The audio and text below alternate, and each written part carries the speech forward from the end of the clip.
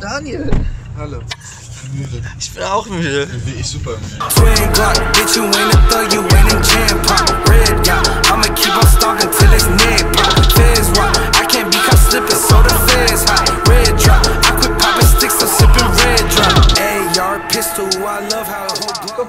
Rein. Ja, da kannst du mal drücken. Hier? Hallo. Oh ja. So, jetzt, Daniel ist noch verspannt. Wir sind jetzt aber hier, stimmen jetzt den Motor ab. Ist hier gut? Mach mal ein bisschen kräftiger hier. Beug dich ein bisschen nach vorne und zieh die Backen auseinander. So, Motor abstimmen, ihr seid live dabei. Bist du ready? Gänsehaut. Guck mal her, das wird ja direkt geil. Also ich wäre jetzt soweit, du auch? Ja.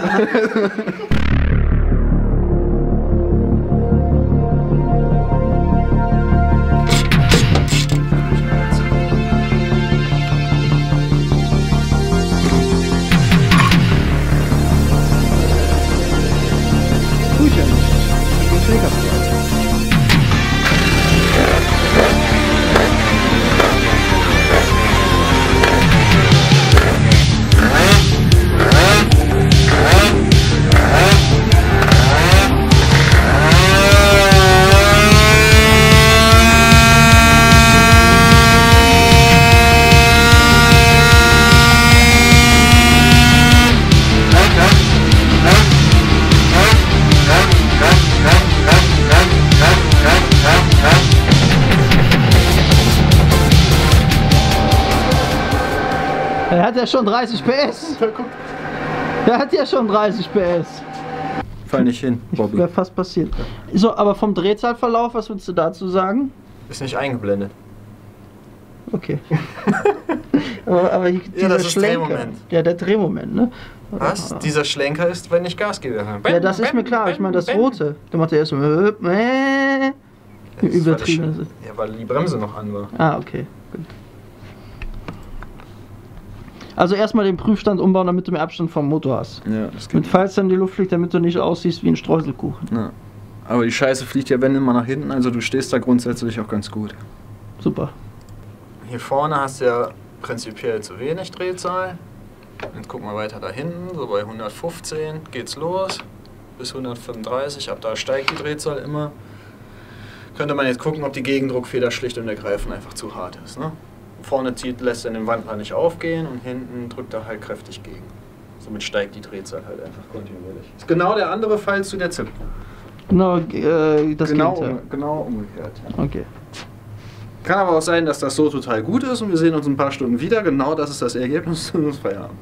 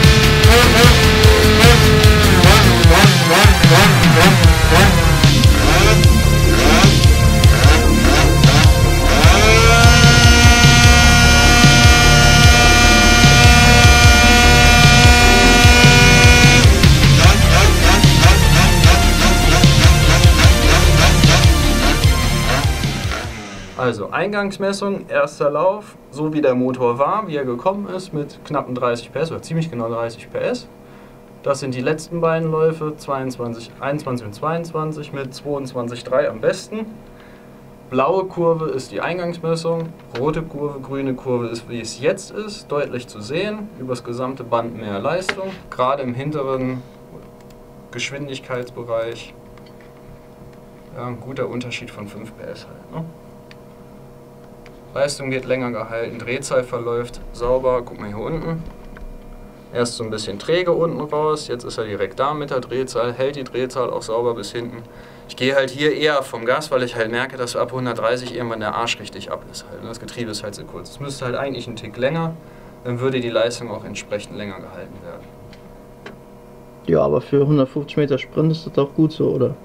Ich würde es tendenziell einen Tick länger machen, weil ich das nicht mag, dass der Wandler gegen Ende zum Ziel schon aufgeht komplett. Siehst du zum Beispiel daran, dass die Drehzahl hier, sage ich mal, linear läuft und irgendwann so bei 115, 120 rum fängt auf einmal die Drehzahl hinten an zu steigen. Die Endübersetzung ist quasi erreicht. Es geht also nur noch über die Drehzahlerhöhung vom Motor selbst. Ich persönlich mag das nicht, weil dann nämlich auch schon die Leistung hinten mit abfällt. Mit jeder Umdrehung mehr, die dazukommt, hat der Motor hinten keine Leistung mehr. Deswegen mag ich es nicht so. Ich würde das Getriebe länger machen, einen Tick länger. Jetzt kam der Kai eben um die Ecke mit der Erklärung bzw. der Frage, warum ich da ein anderes Getriebe einbauen möchte, es aber nicht getan habe. Ganz einfach, der Motor ist nicht von uns. Wir haben den lediglich abgestimmt mit den Teilen, die uns zur Verfügung standen. Und das war eben genau das, was verbaut ist. Sprich Zylinder, Einlasskit, Vergaser, Auspuffanlage. Zylinder, Auspuffanlage sind gut, kommt man auf jeden Fall logischerweise mit weiter. Vergaser zum Beispiel wäre jetzt ein leistungsrelevantes Teil, was man durch einen größeren ersetzen könnte. Würde vielleicht mit mehr Leistung belohnt werden, können wir aber gar nicht ausprobieren. Wie gesagt, ist nicht unser Motor. Wir arbeiten mit dem, was wir haben. Also habe ich jetzt mit meiner Abstimmarbeit, lege ich die Baugruppen oder die Sachen so abgestimmt, dass sie so gut funktionieren. Was habe ich gemacht? Bedüsung geändert, Keilriemen geändert, Ausdistanzierung angepasst, Variorollen und ich habe hinten in den Auspuff eine Stinger-Reduzierung eingebaut, damit er etwas mehr Gegendruck hat. Resultiert, wie gesagt, um jetzt wieder vorne anzuknüpfen, in der besagten Mehrleistung, so äußert sich das dann.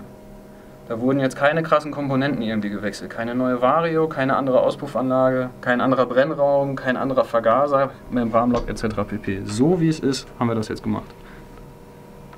Alright, habe ich verstanden. Gut. Gut. Bitte? Wir haben das Outro vergessen, deshalb stehen wir jetzt hier. So. Hallo. Hallo. Das Hallo. ist das Outro. Video ist schon fertig geschnitten. Ich muss jetzt nur noch mal schnell rüberrennen, das Outro hier abholen. Das habe ich vergessen. Deshalb hat der Daniel auch jetzt schon ein anderes Oberteil an.